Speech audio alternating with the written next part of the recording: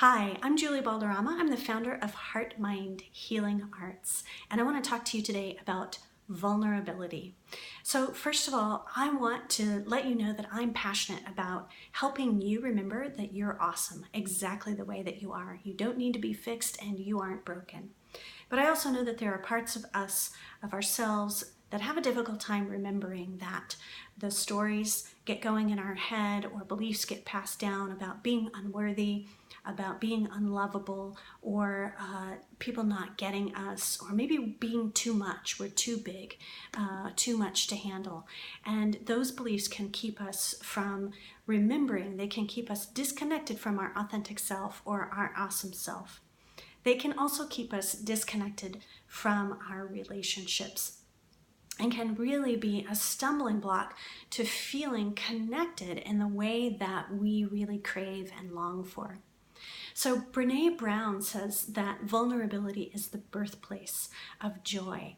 And I don't know if you've seen her video yet on vulnerability, but in it she is talking about the power of vulnerability within connection, of feeling connected to people.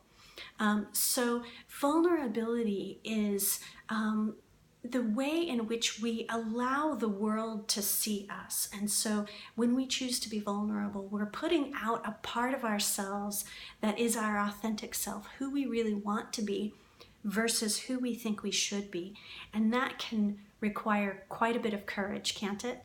And so she talks about the courage that it takes to be vulnerable with people and the necessity of being vulnerable with people when we want to connect and form deep, meaningful relationships.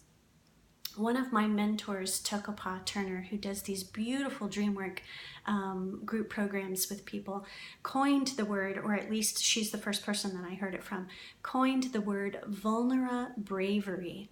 Because she talks often in DreamWork about what it's like to share these very tender, sort of precious parts of ourselves in groups that feel safe to us and with people that we feel connected to. It does take quite a bit of bravery to be able to tell our story from our heart, right?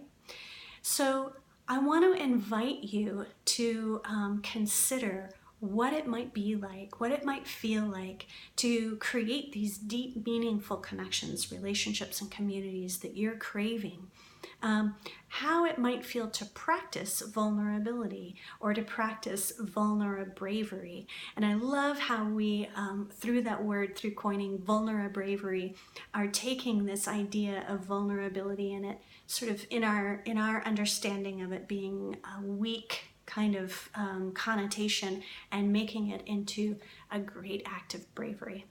So come on and join our community connection challenge and let's practice being vulnerabrave with one another and see what that feels like. Let's just try it on.